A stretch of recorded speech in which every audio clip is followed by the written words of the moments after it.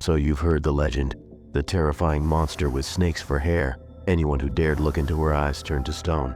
Her eyes could turn men to stone, her hair writhed like living serpents, and her name became synonymous with horror. But what if I told you, everything you thought you knew about Medusa was a lie? The Gorgon of Greek mythology wasn't born a monster. She was made into one. This is the real story of Medusa. Was she truly a monster, or was she a victim of betrayal, cruelty, and fear? And by the end of this video, you'll never see her the same way again. Let's unravel the truth behind the myth. But before we jump into monsters, curses, and ancient gods, let's rewind. In Greek mythology, Medusa is one of the three Gorgons, monstrous sisters with terrifying powers. But unlike her immortal sisters, Medusa was human, and she was beautiful. Medusa wasn't always the terrifying figure we know from pop culture. She was once one of the most beautiful women in all of ancient Greece. Her name, Medusa, in ancient Greek means guardian or protector. But how did a beautiful priestess go from worshipping in Athena's temple to becoming the snake-haired creature we fear today? In the earliest versions of her story, Medusa was a mortal priestess serving in the grand temple of Athena, the goddess of wisdom and war. She wasn't born with snakes in her hair, nor did she possess a deadly gaze.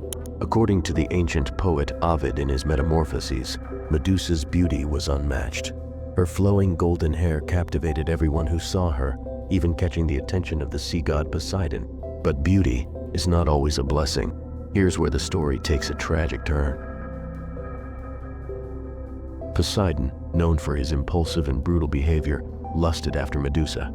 And in one of the most horrifying episodes in mythology, he attacked her inside Athena's sacred temple. Now, one might expect divine intervention to punish the aggressor, but the gods of Greek mythology were anything but fair. Athena, enraged that her temple had been defiled, chose to punish Medusa, not Poseidon. Some believe Athena saw Medusa's beauty as a provocation. Others argue that the goddess, embodying cold wisdom and honor, punished Medusa for breaking her vow of chastity, regardless of circumstance. And so, Athena cursed Medusa, twisting her beauty into a terrifying form.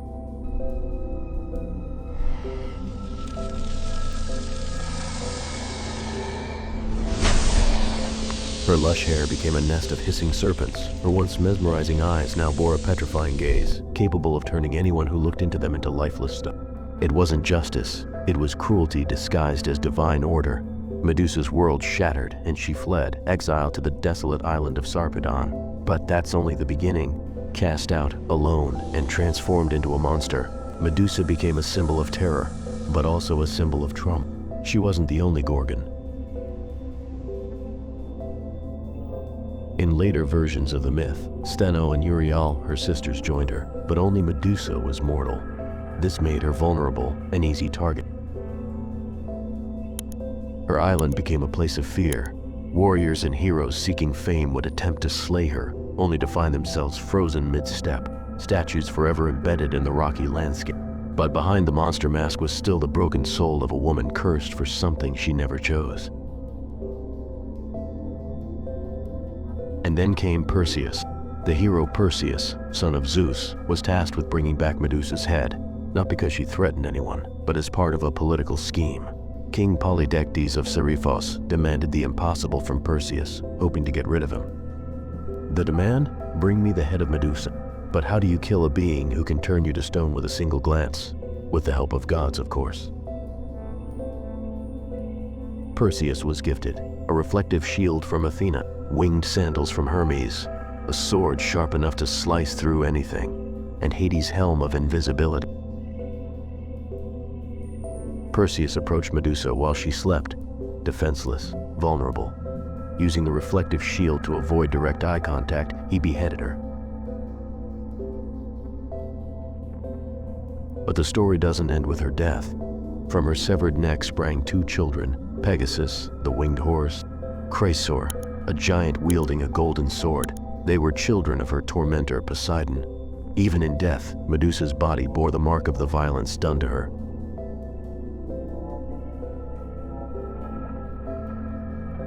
Medusa's head retained its deadly power, Perseus used it to turn his enemies into stone, even using it to save his mother from an unwanted marriage by petrifying King Polydectes himself. Later, the Aegis shield, the symbol of divine protection carried by Zeus and Athena, bore Medusa's head. Imagine that, the very goddess who cursed her proudly displaying Medusa's image as a weapon of fear. But perhaps Athena wore that symbol as a twisted form of respect or guilt, or maybe just the ultimate symbol of domination. Medusa's image became not just a monster's face, but a symbol of ultimate power, born from ultimate injustice. So what does Medusa truly represent?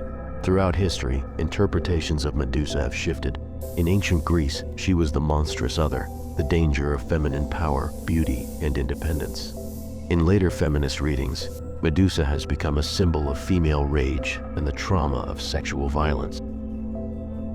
Psychoanalysts like Sigmund Freud interpreted her gaze as representing male castration anxiety. Artists and poets throughout history have been fascinated by her, painting her image, writing odes and tragedies in her name. But perhaps the most powerful interpretation is this: Medusa is both victim and monster, tragedy and terror, a reflection of the cruelty of unchecked power. She was punished for her beauty, she was hunted for her existence, and she was remembered not as the woman she was, but as the monster the world forced her to become. In modern times, Medusa's story has been reclaimed.